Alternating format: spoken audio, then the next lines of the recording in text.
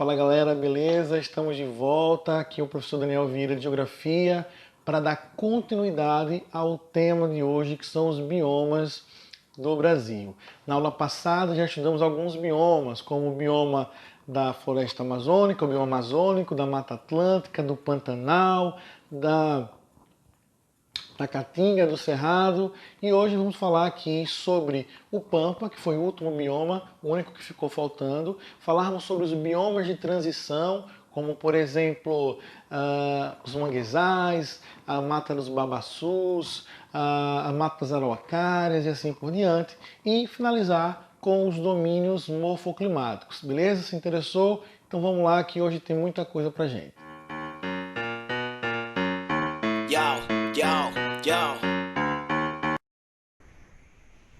Bom, pessoal, estamos de volta.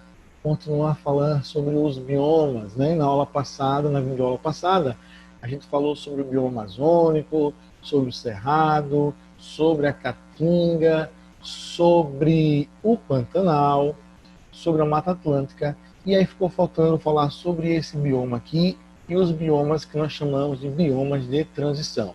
Falar sobre o Pampa. Os Pampas ou Campos Sulinos é um bioma que abrange cerca de 210 mil quilômetros quadrados, né? Que está localizado lá no sul do nosso país. Claro, pega o Rio Grande do Sul, mas é um tipo de bioma transfronteiriço porque ele pega outros países. É marcado pelo clima subtropical, que é aquele clima de temperaturas amenas, com estações bem definidas e chuvas regulares durante todo o ano. No verão, as temperaturas podem ser um pouco mais elevadas, né, podendo chegar a 35 graus, mas isso aí depende muito do lugar e também das épocas do ano. As precipitações vão girar em torno de 1.200 milímetros. Então, nós temos uma chuva aí considerável. E é uma região de temperaturas amenas, como a gente já falou, existem épocas do ano que vai fazer até um pouco de frio.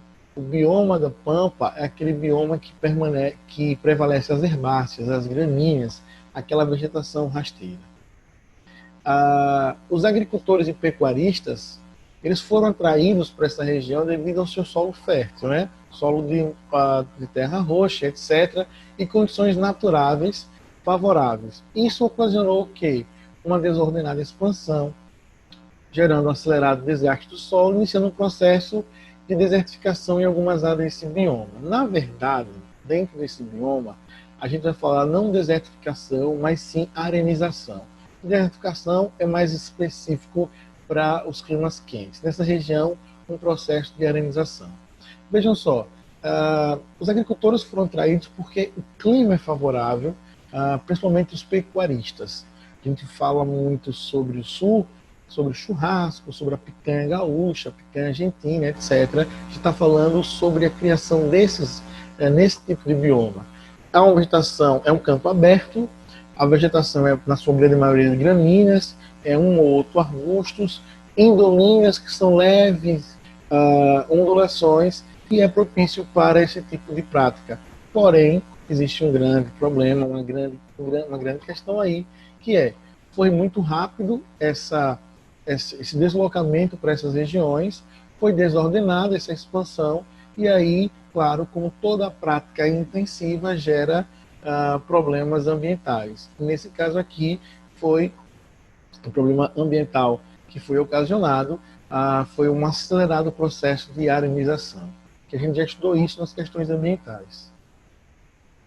Aqui vamos falar um pouco sobre esses biomas que nós chamamos de transição. O bioma da zona costeira, da marinha, que são os mangues, tá? Que nós temos aqui na nossa cidade, Aracaju, em Sergipe, a gente tem bastante esses mangues, e no Nordeste é uma das cidades que ainda restam mais, tem uma certa quantidade de mangue em relação às outras por aí. Estende-se do Nordeste até o litoral catarinense, e é formado por plantas com raízes respiratórias, raízes aéreas, e desenvolve-se em um solo lodoso e salgado. Na verdade, é um solo, é uma região onde ficam os mangues de água salobra. Os ambientes de mangue, ele é de fundamental importância porque ele é um habitat de transição. Vejam que o mangue ele aparece nas regiões próximas onde o rio vai desaguar no mar, ali no encontro da água salgada com água doce. Então, diversas espécies de animais vão ali fazer a sua reprodução. Dentro das cidades, o que aconteceu foi que esse bioma específico, o bioma manguezal, ele foi bastante antropozado. Ou seja, o homem transformou, destruiu, desmatou no processo do crescimento urbano e da urbanização. Crescimento urbano, só para lembrar, é quando a cidade cresce por questões naturais, em quantidade de população e tamanho, e a urbanização é quando a população da cidade cresce mais do que a população do campo. Em relação à população do campo, né? Há um êxodo rural, um crescimento da população das cidades em relação à população do campo. Então as cidades estão cheias, né? E no passado tanto quanto, e aí precisavam ampliar, e as áreas de ampliação eram áreas de manguezais. Então o que se fazia? Começaram a aterrar esses manguezais. Aracaju aqui é um grande exemplo disso, Coroa do Meio, Jardins e assim por diante. E nessa imagem a gente vê que existe uma vegetação aqui específica, e lá no fundo, depois do banco de areias, já é o mar. Então o mangue é esse habitat de transição. Um outro bioma de transição é a floresta de araucária. Essa também fica lá no sul, lá perto dos Pampas. Situa-se em certas regiões, nos estados do Rio Grande do Sul, Santa Catarina, Paraná e São Paulo. Os índices pluviométricos é em torno de 1.400 milímetros. É um bioma onde nós temos árvores muito boas para celulose, papel, construção civil, para móveis e etc. E elas são árvores mais espaçadas, não são tão densas como é o caso da floresta amazônica e da Mata Atlântica. E no caso da Mata das Araucárias, elas vão se apresentar no que nós chamamos de estratos, em 3 estratos. O arbóreo, e aí eu tenho uma imagem para vocês, como é o caso do pinheiro do Paraná.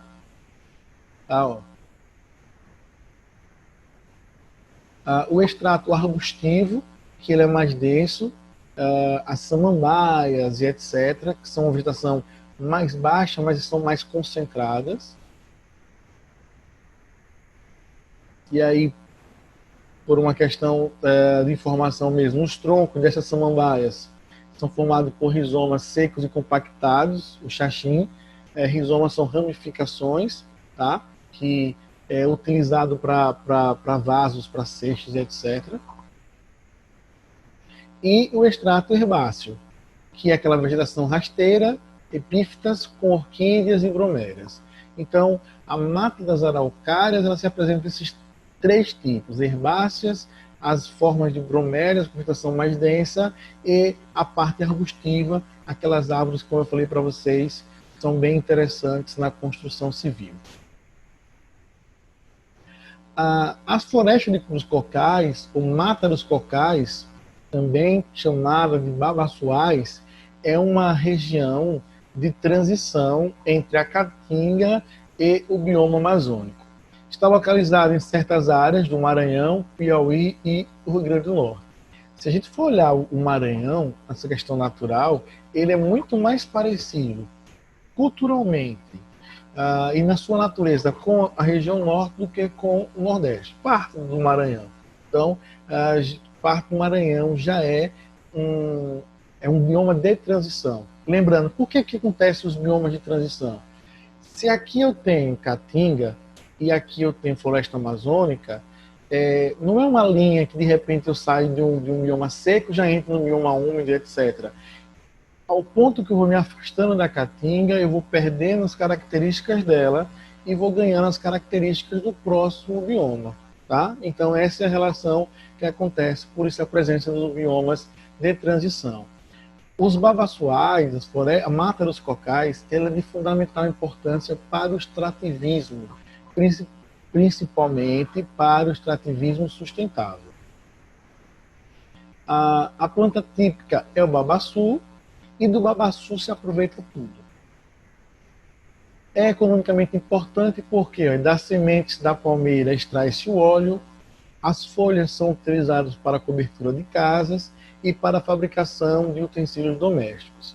Hoje, a preservação da mata dos cocais está diretamente relacionada ao extrativismo local, tá, dos trabalhadores locais que fazem um trato nessa região com o desenvolvimento sustentável.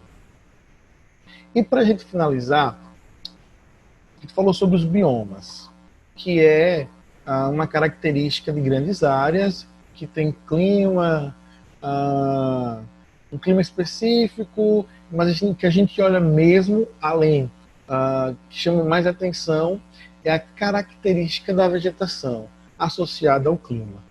Falar sobre domínios morfoclimáticos, e o nome já disse, morfo vem de forma, ou seja, fala sobre o relevo, e climáticos porque fala sobre o clima. Então, os domínios morfoclimáticos representam a interação e a integração do clima, relevo e vegetação. A paisagem ali estabelecida em determinado lugar, a interação entre clima, relevo e vegetação, nós damos o nome de domínios morfoclimáticos. E aí nós temos 7 domínios morfoclimáticos. O domínio amazônico, que evidentemente está ali no bioma, o bioma amazônico está dentro desse domínio. As araucárias, que é aquela floresta de transição, que tem um domínio aí no morfoclimático. A caatinga, o cerrado, os mares de morro. E aí, que bioma seria esse dentro desse domínio morfoclimático? É onde nós temos a Mata Atlântica, as pradarias, que é onde nós temos os pampas, e aí nós temos as áreas de transição desses domínios. Lembre-se, quando eu falo de bioma, eu olho especificamente a vegetação. Tudo bem, professor, o clima também não influencia? Sim, mas o que é bem característico é a vegetação. Quando eu olho o domínio morfoclimático, eu vejo a interação entre vegetação, clima e relevo. Lembre-se, morfo, forma, climático vem de clima. E aí, eu coloquei esse quadro aqui para a gente ver características desse domínio morfoclimático. E o que nos chama a atenção e que torna esse assunto mais tranquilo para a gente é que esses domínios morfoclimáticos estão associados aos biomas. O domínio da Amazônia é o bioma amazônico, o domínio da Caatinga é o bioma da Caatinga, o domínio do Cerrado é o bioma do Cerrado, o domínio dos mares de morro é a Mata Atlântica e os biomas litorâneos, são os manguezais. O domínio das araucárias é lá a vegetação de araucárias no sul, e o domínio das pradarias são os pampas. Lembrando que pradarias, estepes, a depender da região do mundo, tem uma denominação diferente. Vamos pegar aqui algumas características desses domínios morfoclimáticos. Por exemplo, da Amazônia, olha lá, localizado na região norte. A gente já falou sobre isso no bioma amazônico. É um relevo de terras baixas, baixos planaltos, depressões e planícies aluviais. Essa é a grande característica do domínio morfoclimático amazônico, que a gente não falou lá, falando sobre os biomas, porque lá o relevo não interessava, aqui sim. Então nós temos baixos planaltos. Lá quando eu falei sobre a terra, a mata de igapó, terra firme de várzea, a gente mostrou uma imagem em que corria um rio, uma planície, e era cercado por 2 planaltos. De um lado o Planalto das Guianas, de outro o Planalto brasileiro. A hidrografia é riquíssima, já estudou isso na hidrografia do Brasil, com presença de rios, igarapés, paranamirins, etc., lagos de várzea. Os solos, em geral, a gente também já estudou sobre solos, é de baixa fertilidade. Aí tem pessoas que falam assim, mas como é que a floresta amazônica ela é de baixa fertilidade e tem grandes árvores? A fertilidade do solo está relacionada à presença da floresta, ao material orgânico que a floresta oferta. Mas, se não fosse isso, naturalmente o solo é de baixa fertilidade. É um clima quente e úmido, assim como a gente já falou sobre o bioma amazônico, porque é o clima equatorial. A vegetação é floresta densa, com grande heterogeneidade, latifoliadas, tá? E assim por diante. E aí, aquela informação que eu dei lá no vídeo. Cresce o desmatamento devido à exploração. Exploração de quê? De madeira, tá? Da pecuária, por causa da pecuária extensiva. Se naturalmente é um solo de baixa fertilidade, por que as pessoas desmatam? Além de retirar madeira para dar lugar a pasto, para criar boi, búfalo e assim por diante. Vamos ver o domínio da caatinga.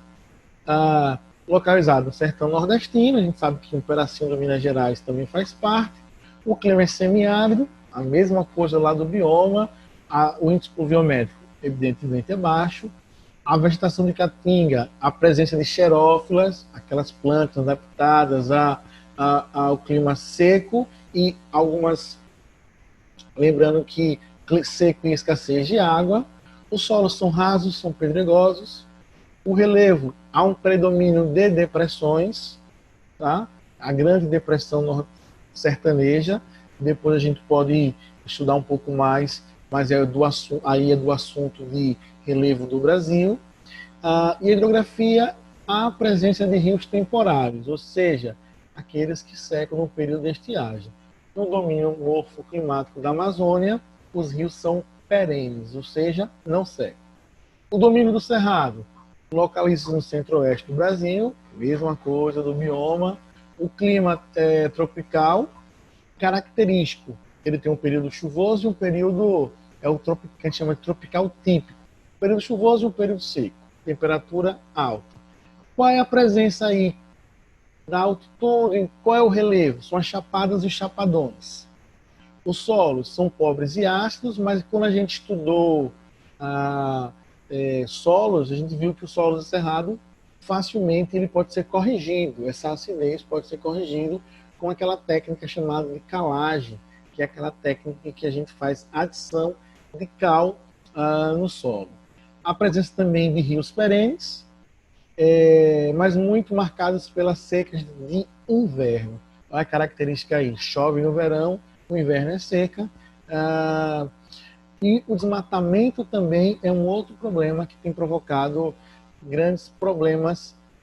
O desmatamento é um problema que tem causado grandes danos ao domínio morfoclimático do Cerrado, e é o mesmo motivo da floresta amazônica, a expansão pecuarista. No caso do Cerrado, tem um outro problema, não só pecuarista, mas também da agricultura, a produção de soja que tem crescido. Professor, mas o solo é pobre e ácido, mas eu falei que facilmente ele é corrigido. Como é que ele é corrigido? Adição de cal, a técnica de calagem. Então, o Cerrado é um dos biomas mais frágeis do Brasil e um dos que mais sofre com a ação do homem. Lembrando também das queimadas que acontecem no período seco por causa da ação do homem. Vamos lá. O domínio dos mares de morros. Esse é aquele onde está localizado a Mata Atlântica e o domínio dos manguezais. Litoral brasileiro, Mata Atlântica. Vai lá desde o Nordeste até o Sudeste brasileiro. Bom, a presença de relevo nós chamamos de mamemolar. São os relevos em meia laranja. Imagina uma laranja cortada na metade. Ele, nesse formato, é chamado de relevo mamemolar. Por isso que ele é chamado de mares de morro. Porque olhando em cima, parece que são ondas. Os morros são assim, ó, o relevo dessa região, tá? Ondular. São os relevos mamemolares. Forma de um domo, tá? Lembra do seriado Under the Dome, né? Que é uma cúpula. Então esse é o relevo mamemolar. Originalmente coberto pela Mata Atlântica, mas como a gente já falou lá, foi bastante devastado e a quantidade hoje de floresta que sobra é muito pouca. Tranquilos aí? Vamos lá, o domínio das araucárias. Veja como é simples entender os domínios morfoclimáticos, porque a gente já estudou os biomas. Localizado na região sul do Brasil, o clima é o subtropical. Se é subtropical, estações bem definidas, temperaturas mais amenas. O verão é quente, o inverno é frio. A vegetação é das araucárias, que a gente viu que são 3 estratos, né? 3 estratos que fazem parte da vegetação da mata das araucárias. Os rios são perenes e com vazão pouco variável, ou seja, não aumenta e diminui tanto a quantidade de água do rio. Por quê? Porque a chuva ela é constante. E os rios do Brasil, na sua grande maioria, são rios de regime pluvial, ou seja, alimentado pelas chuvas. É um relevo planáltico e também possui uma área desmatada muito grande. 90% da cobertura natural já foi desmatada. E quem é o principal responsável por isso? A expansão pecuarista. Tá? Processo rápido, desordenado, também ajudou, além da urbanização, a desmatar essas áreas. Bom, e por fim, o domínio das pradarias, que é onde nós temos lá os pampas, os campos, né, que são os pampas gaúchos, aquela vegetação de herbáceos. A apresentação de mata de galeria, e o que eu chamo a atenção nessa região é para as coxilhas. Falou de domínio das pradarias, falou de pampas gaúchos, a gente precisa falar dessas coxilhas, que são essas colinas. Lembra que eu falei, falando dos pampas, que o clima era favorável à criação de gado, e eram umas dolinas, que são leves ondulações? Essas dolinas são chamadas, conhecidas na região como coxilhas. A hidrografia também é perene, com traçado meândrico. O que é um traçado meândrico? Aquele que o rio vai fazendo voltas, curvas e assim por diante. Beleza? Essa curva está muito relacionado à força do rio e o terreno que ele anda, que é um terreno mais ou menos plano. Então fica muito mais fácil, muito mais simples a gente entender os domínios morfoclimáticos, tendo em vista que a gente já estudou os biomas brasileiros. Tranquilos? Beleza? Então, por hoje é só, ficamos por aqui. Espero que vocês tenham gostado. Qualquer dúvida, coloca no comentário aí do vídeo, que logo a gente vai estar respondendo. Tá bom? Um grande abraço. Foi bom estar com vocês. Aqui o professor Daniel Vieira, de Geografia. Saudações geográficas. Yo, yo, yo.